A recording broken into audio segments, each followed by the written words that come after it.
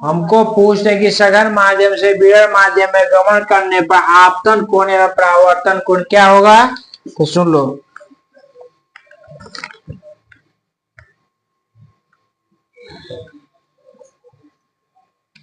तो देखो ये अगर फिगर है, ठीक है ना, तो देखो ये आ रहा है, तो आना था सीधा, लेकिन यह भाग गया इधर, आ गया ना। इसको आई, अगर इसको आर मान लेते क्या होगा, आर बड़ा हो गया, आई छोटा हो गया ना जी। जब सघन माध्यम से विरल माध्यम में जाता है तो ऐसा होता है, जिसे अपवर्तन कोण लिख लो, या इसे कह सकते हैं अपवर्तन कोण आपतन कोण से क्या होता है, अधिक होता है।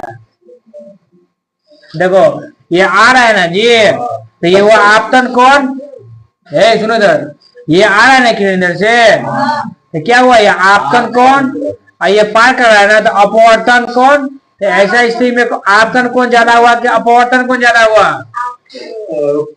हम पूछ रहे हैं ऐसी स्थिति में ये आपतन कोण है और ये अपवर्तन है, तो ऐसे जब सघन से विरल में जा रहा था आपतन कोण अधिक हुआ कि परावर्तन कोण अधिक, परावर्तन लिखा है, परावर्तन कोण आपतन कोण से अधिक होता है।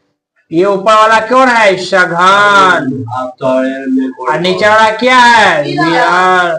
अगर इसी को अगर थीटा मान ले, इसको थीटा 2, तो क्या होगा, थीटा 2 बड़ा होगा थीटा 1 से, समझ गया।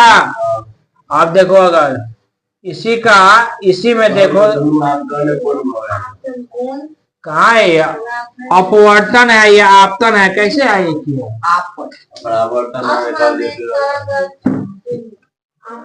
आपतन कोण बड़ा, आपतन कोण छोटा होता है, अपवर्तन बड़ा होता है, समझ गया। अगर देखो विरल से, किससे, विरल से सघन की ओर जाने पर, देखो फिगर ऐसा रहे, समझ गया। आना था कैसा, ऐसा आना था ना, लेकिन आ गया ऐसे। अगर इसको आई मान ले, इसको आर मान ले, तो क्या होगा, इसमें आर छोटा हो गया, आई बड़ा हो गया ना जी।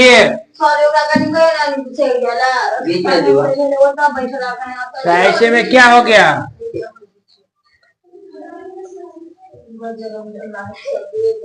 ऐसे में अपवर्तन कोण छोटा होगा आपतन कोण से, समझ गए। ऐसे में क्या होगा, अपवर्तन कोण छोटा होगा आपतन कोण से। ऊपर वाला क्या है विरल, और नीचा क्या है सघन।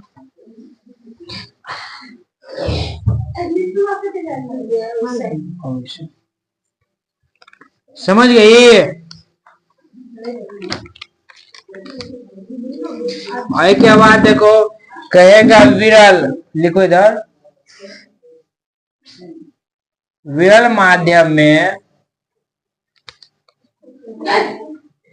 प्रकाश की गति अधिक होती है। विरल माध्यम में क्या होती है, प्रकाश की गति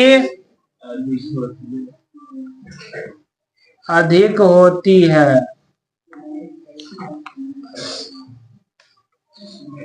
सघन माध्यम में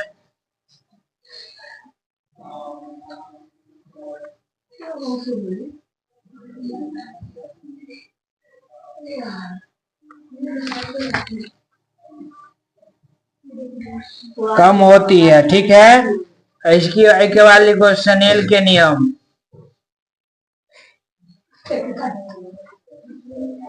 सिलिंडर का नियम बराबर होता है साइन आई बटा में साइन आर। ठीक है, इसके बाद नंबर 2 में देखो, ये हम मान लिए थे, ये कौन सा है? अब कोई बात नहीं, लिखने के लिए टाइम देंगे, पहले समझ लो। हाँ। लिखने के लिए टाइम देंगे। ये क्या है? पी, जिसे हम क्या कहते हैं? इसे क्या कहते हैं? वक्ता केंद्र। इसे क्या कहते हैं?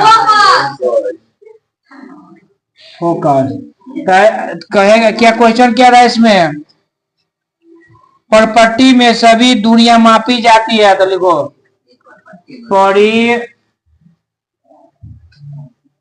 परिपाटी में सभी दूरियां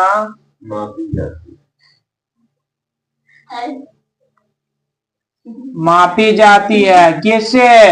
कहेंगे ध्रुव से। यहीं से स्टार्ट करते ना। उसके बाद लिखो ध्रुव एवं वक्ता केंद्र के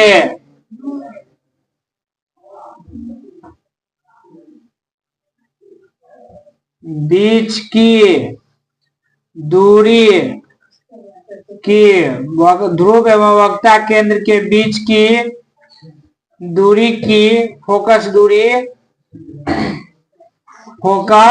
दूरी कितनी क्या होती है? आधी होती है। होती है।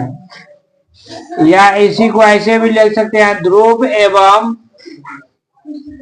वक्ता केंद्र की फोकस क्या होती है? आधी होती है।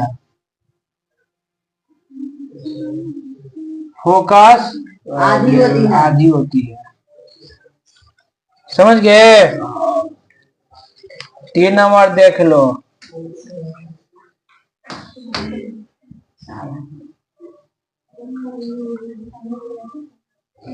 तीन नंबर कह रहा है सोलर सेल।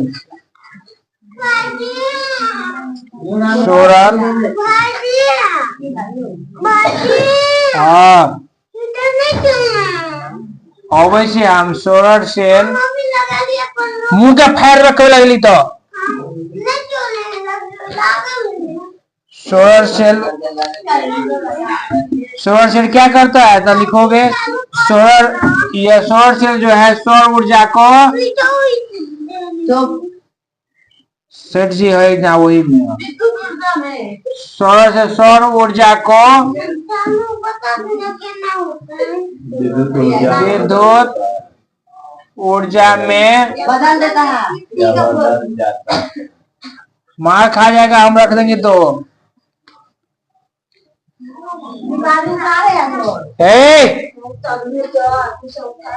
बंद करो उसको। सोलर सेल किसका बना होता है? तो लिखो सिलिकॉन का। किसका बना होता है? सिलिकॉन का। ठीक है, इसके बाद लिखो चालू कर। Solar cell P type. कैसे टाइप होगा? पी टाइप और एन टाइप। देखो पी टाइप जो होता है क्या होता है? मोटा। एन टाइप पतला।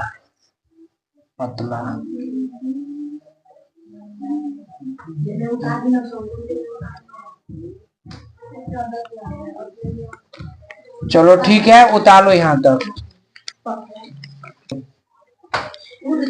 लघु पतन के समय परिपथ में क्या होता है?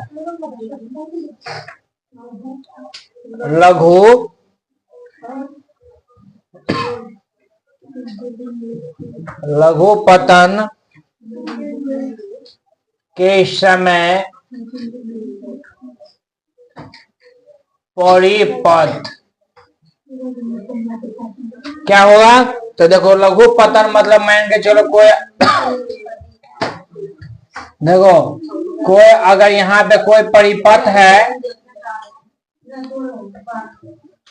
यहाँ पे बॉल लगा दे, ठीक है। कोई भी अगर ट्रांजिस्टर यहाँ पे लगा दे, क्या लगा दिए। सुनो इधर, कोई ट्रांजिस्टर यहाँ इससे क्या निकल रही है, ये प्लस है ये माइनस ले लो, मैट्रिक है। तो अभी क्या हुआ, इसमें आई करंट जा रही है, क्या निकल रहा है, इधर से होके जा रही है, इधर से होके निकल आ रही है पिन, आ रही है ना।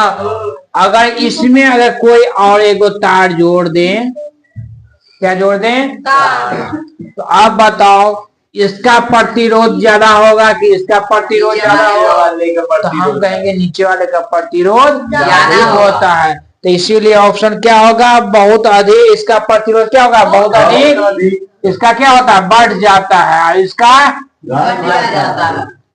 घट जाता। हम इसको कहते हैं लघु पतन, इसको क्या कहते हैं, लघु पतन। तो लघु पतन बढ़ता है कि घटेगा, लघु पतन के समय परिपथ में क्या होगा, परिपथ में क्या होगा, बहुत अधिक धारा, क्या बहुत अधिक बढ़ जाएगा, धारा क्या होगा, बढ़ जाएगा, बहुत अधिक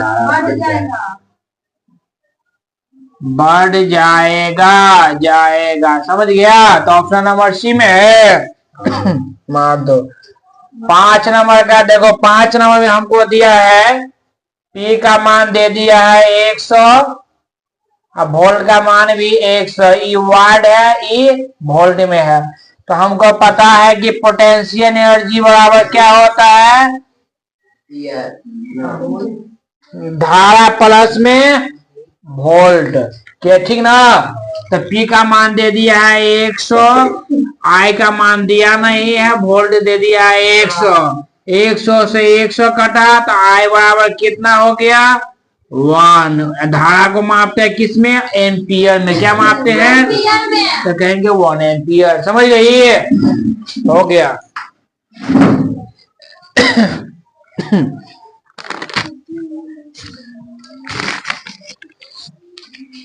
किसी को दिक्कत,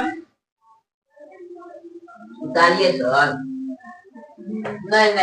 यहाँ पे देखो कहेगा लघु पतन में क्या हुआ, अधिक हुआ कि कम हुआ, तो लिखेंगे लघु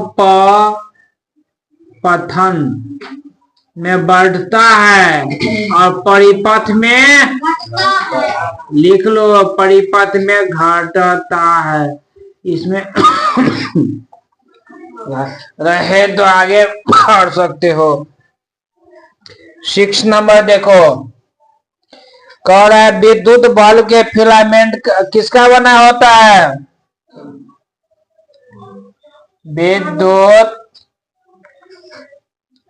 बल्ब का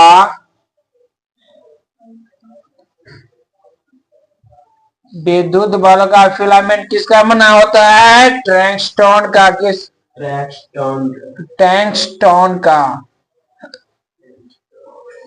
ठीक है। आई पे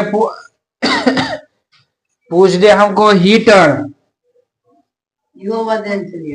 हीटर आयरन करने वाला, क्या कहते हैं इसको, आयरन, हीटर आयरन किसका बना होता है,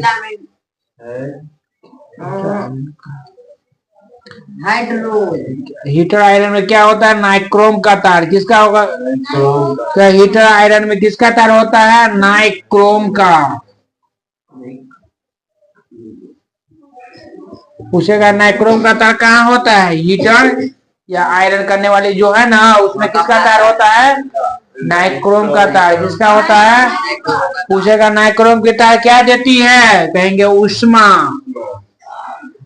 तब ना वो हीट करता है, यानी गर्म होता है। तो नाइक्रोम की तार क्या देती है, उष्मा।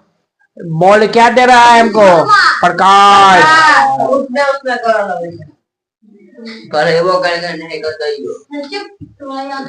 बॉल क्या कर रहा है, विद्युत ऊर्जा को किसमें बदल रही है, प्रकाश में। पूछेगा हीटर क्या कर रही है, विद्युत ऊर्जा को किसमें बदल रही है, उष्मा में। आयरन क्या कर रहा है, विद्युत ऊर्जा को प्रकाश में बदल रहा है कि उष्मा में, उष्मा में, समझ गई। जनरेटर क्या कर रहा है, जनरेटर जो है यांत्रिक ऊर्जा को विद्युत ऊर्जा में बदल रहा है। क्या कर रहा है? अब मोटर विद्युत ऊर्जा को विद्युत ऊर्जा यांत्रिक ऊर्जा को विद्युत ऊर्जा में बदलता है मोटर। मोमबत्ती विद्युत ऊर्जा में कहेंगे रासायनिक ऊर्जा, मोमबत्ती रासायनिक से बनता है ना, तो मोमबत्ती रासायनिक ऊर्जा को प्रकाश में, मोमबत्ती से प्रकाश निकलता है। हाँ सर कहली सर। तो मोमबत्ती किस में बदलता है? रासायनिक ऊर्जा को प्रकाश ऊर्जा में। याद रखना, समझ गया?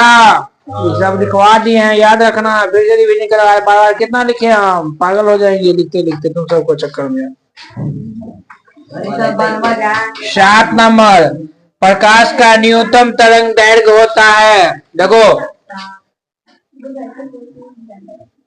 देखो प्रकाश का न्यूनतम, सुन लो इधर, पहले सुन लो, लिखो मत, पहले सुन ले, उस पर लिखने के लिए हम टाइम देंगे। समझ गया ना? इम्पोर्टेंट है। प्रकाश का न्यूनतम कहोगे, समझ जाओगे तो लिखने में तो समझ जाओगे। तरंग क्या कह रहे, समझ रही है?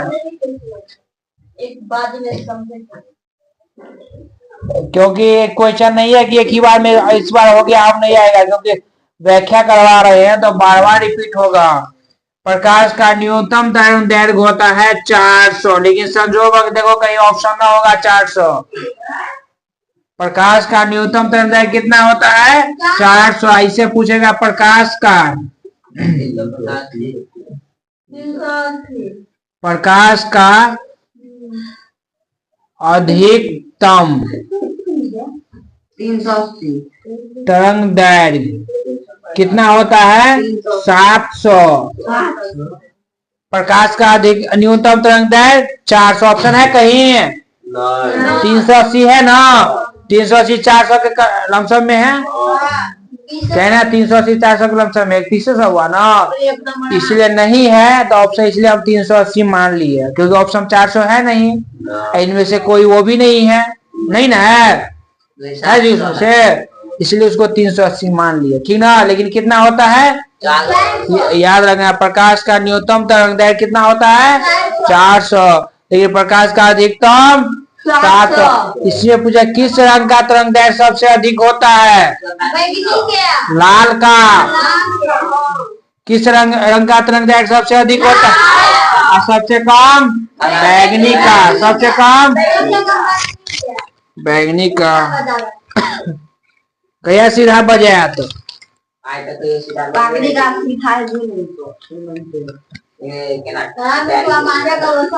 आप देखो यहाँ से इसी क्वेश्चन का यहाँ लिख देते हैं, ठीक ना?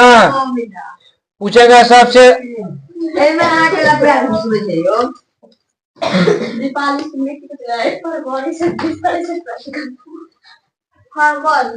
पूछ दे हमको, देखो यहाँ से पूछ दे बैगनी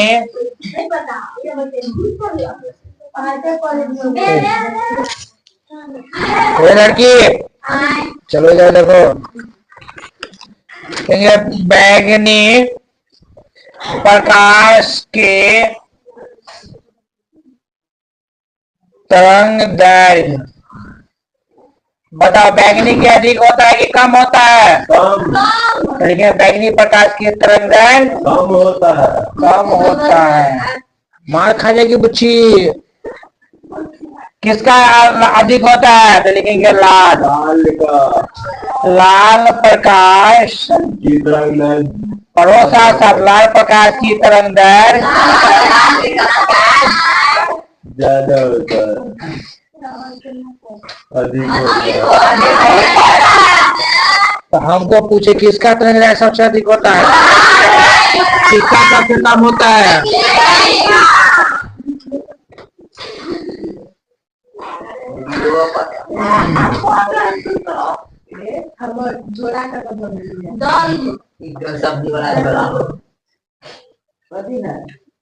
देखो दृश्य प्रकाश की तरंग दैर्घ्य जो है ना,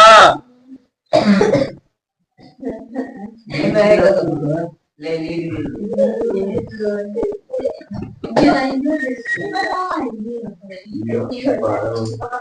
के डंडा और यहाँ का लोग ले जा। देखो दृश्य प्रकाश तरंगदैर्घ्य जो है वो 400 से 700 के बीच होता है। कितना होता है? 400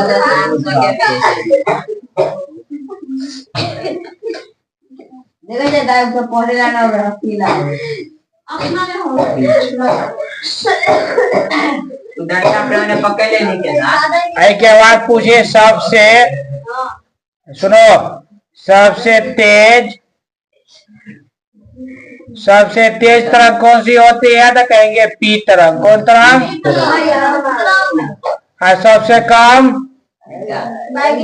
पीला कलर। सबसे तेज तरंग, सबसे तेज होता है पी तरंग। सबसे कम तरंग किसका होता है? लेकिन क्या? गामा तरंग। कौन तरंग? गामा। इसका प्रयोग कहाँ होता है? भूकंप में। कहाँ? भूकंप को किससे मापते हैं? रिएक्टर स्केल से।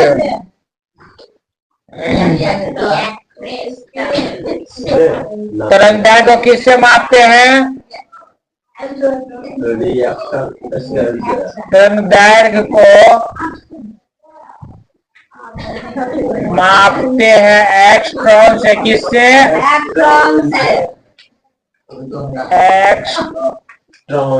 एक्सट्रॉन से। तरंगदैर्घ्य को किससे मापते हैं? एक्सट्रॉन से। 8 नंबर देख लो। पूछा विद्युत प्रतिरोध के कारण चालक में उत्पन्न होता है क्या?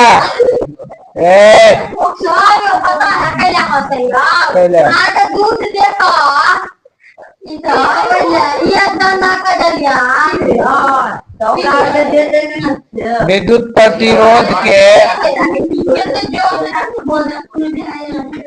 प्रतिरोध के कारण चालक में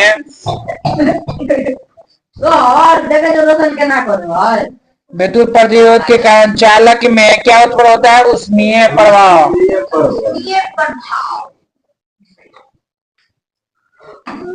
ऊष्मीय प्रभाव।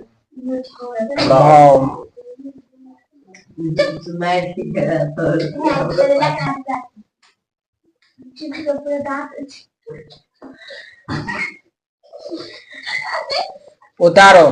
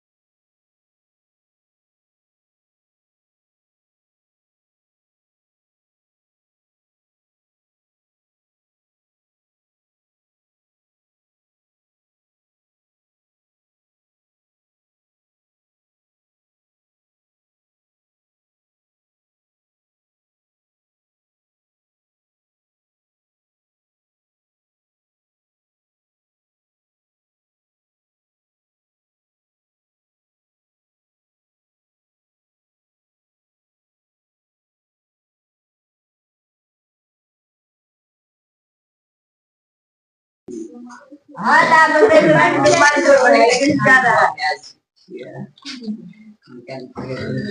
हाँ 14 नंबर। सारे सब बर्तन हर बड़ा हाँ चालू कर देना 14 नंबर में है मानव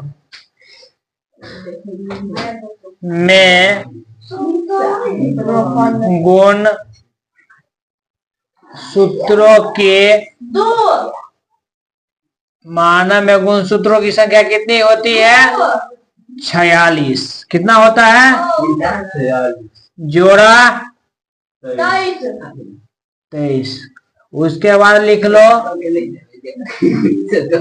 शरीर निर्माण में है शरीर निर्माण में गुण सूत्र कितना होता है 44 जोड़ा 22। ठीक है। उसके बाद देखो लिंग निर्धारण इसमें लिंग निर्धारण में लिंग निर्धारण में गुण सूत्र कितना होता है 2। कितना होता है 2 जोड़ा में 1। समझ गया। इसके बाद लिखो पुरुष में फिर पुरुष में गुण सूत्र क्या पाया जाता है पुरुष में पाया जाता है XY। पुरुष में क्या पाया जाता है XY। महिला में XX। ठीक है। मुंह बंद करो। समझ गया जी। तो हमको 14 नंबर क्वेश्चन मानव युग में लिंग सूत्रों की संख्या क्या पूछ रहा है लिंग सूत्र ना। तो लिंग यहाँ पे लिखा है तो कितना होगा 2। आप इसमें से जो पूछे अपना मान लेना। समझ गया। 15 नंबर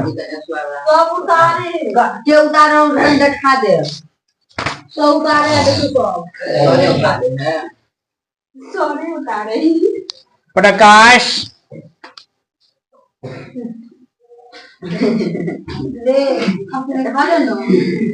हल्ला करेगा तू सब। प्रकाश संश्लेषण की प्रकाश अभिक्रिया है। प्रकाश संश्लेषण के प्रकाश अभिक्रिया है।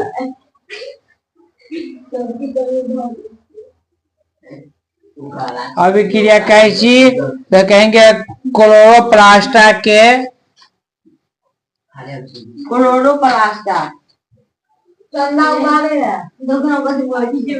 क्लोरोप्लास्ट के स्ट्रोमा में किसमें पूछेगा प्रकाश संश्लेषण की क्रिया कहाँ होती है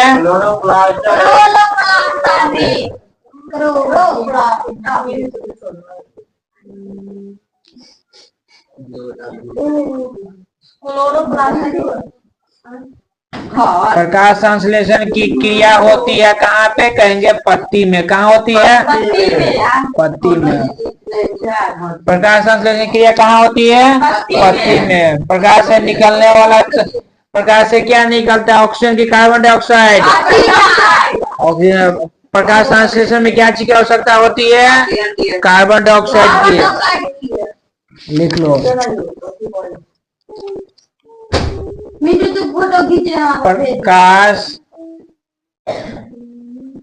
प्रकाश संश्लेषण में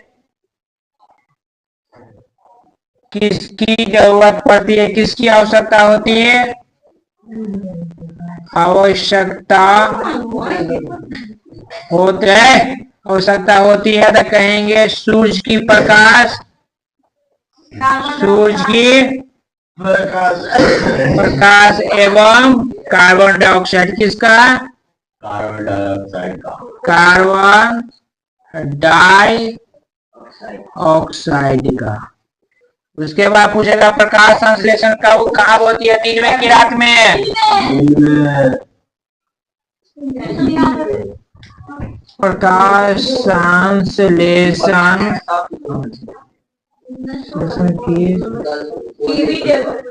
प्रकाश संश्लेषण की प्रक्रिया प्रक्रिया कब होती है? कहेंगे दिन में। प्रकाश संश्लेषण की प्रक्रिया कब होती है? क्योंकि सूर्य की प्रकाश रहेगा तब ना प्रकाश संश्लेषण क्रिया होगी। पूछेगा प्रकाश संश्लेषण क्रिया कहाँ होती है? दिन में। कहाँ होती है? तो हरित लवक में। कहाँ होती है? हरित लवक में। कौन फोन आया? उठाओ ना, तो बोल दो ना। कहाँ होती है प्रकाश संश्लेषण की प्रक्रिया? प्रकाश संश्लेषण की प्रक्रिया कहाँ होती है? हरित लवक में।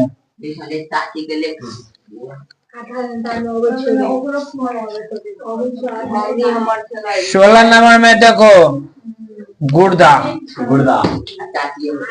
पूछेगा गुर्दा में उत्पादित मूत्र किसमें? गुर्दा में उत्पादित होता है प्रकाश संश्लेषण। हम छोड़ दिए हैं, बाकी सब लिखवा ही दिए हैं एक लाइन। गुर्दा में प्रकाश संश्लेषण की प्रक्रिया के सूत्र गुर्दा में उत्पादित मूत्र अस्थायी रूप से संग्रहित होता है।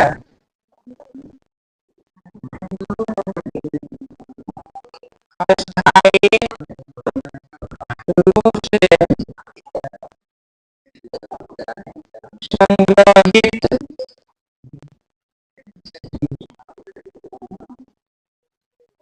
संग्रहित मतलब समझता है? जमा। तो कहेगा मूत्र जो हमारे शरीर में कहाँ जमा होता है? मूत्रवाहिनी में कि मूत्राशय में? तो कहेंगे एक थैला है ना, उसी थैले की जगह हमारे शरीर में एक थैला है, जहाँ पे हम जो पानी पीते हैं तो वह पानी धीरे एक ही बार साफ होता है कि धीरे धीरे? वो पानी धीरे धीरे साफ होता है। जो गंदा पानी है वो हमारे वही मूत्राशय में जमा होता है, जाता है। ठीक ना, समझ गए ना? इसलिए मूत्राशय कहाँ जमा? पूछा गुर्दा में उत्पादित मूत्र अस्थायी रूप से संग्रहित मतलब जमा कहाँ होगा? मूत्राशय में कि मूत्रवाहिनी में? पानी जो पीते हैं वो पानी जो साफ होता है मूत्रवाहिनी द्वारा मूत्राशय में जाता है। कहाँ जाता है? मूत्रवाहिनी द्वारा कहाँ पहुंचता है? पूछेगा कि मूत्राशय में जो है मूत्र किसके द्वारा जमा होता है? मूत्रवाहिनी द्वारा। मूत्राशय में जो मूत्र किसके द्वारा आता है? अरे मूत्राशय में क्या पूछ रहा है इसमें? तो मूत्र अस्थायी रूप से कहाँ जमा होता है? तो मूत्र अस्थायी रूप से जमा कहाँ होगा? मूत्रवाहिनी में, मूत्राशय में। जमा की बात है, जहाँ में आ गया नदी में तालाब आके पानी जमा हो गया ना, तो समझ लेंगे वो मूत्राशय है। क्या हुआ? अब पानी कैसे आगे नदी में जमा हुआ? वो मूत्रवाहिनी हुआ। समझ गया? तालाब में जाए कहाँ से पानी आके जमा हुआ? जब से तो वो किसी का नाला द्वारा आया हो या बाढ़ द्वारा आया हो, जैसे आगे तालाब में पानी आके जमा हुआ, जो आने की वह प्रक्रिया हुआ वो क्या हुआ? मूत्रवाहिनी। क्या हुआ? मूत्रवाहिनी। तो इसमें क्या कह रहा है? आने की प्रक्रिया पूछ रहा है कि जमा है? जमा है तो क्या कहेंगे? मूत्राशय की मूत्रवाहिनी? मूत्राशय। समझ गया? अब पूछेगा मूत्राशय यानी मूत्र में क्या सा पाया जाता है? लिखवा दिए थे, यूरिन जिसे यूरिया कहते हैं, और गैस फैल जाए वही जो है ऑक्सीजन के संपर्क में आगे मूत्र महकने लगता है। अगर ऑक्सीजन के संपर्क में ना आएगी तो पेशाब महकेगा? कभी महकेगा? नहीं महक सकता है। ये मूत्र किसके संपर्क में आके महकता है? ऑक्सीजन के संपर्क में आता है, इसीलिए वो गंध देने लगता है। समझ गया ना? एक दिन में मनुष्य कितना मूत्र त्याग करता है? 1.5 लीटर। कितना? 1.5 से 2 लीटर। कितना मूत्र त्याग करता है? लिख लो। पूछता ये भी है, एक दिन में कितना मूत्र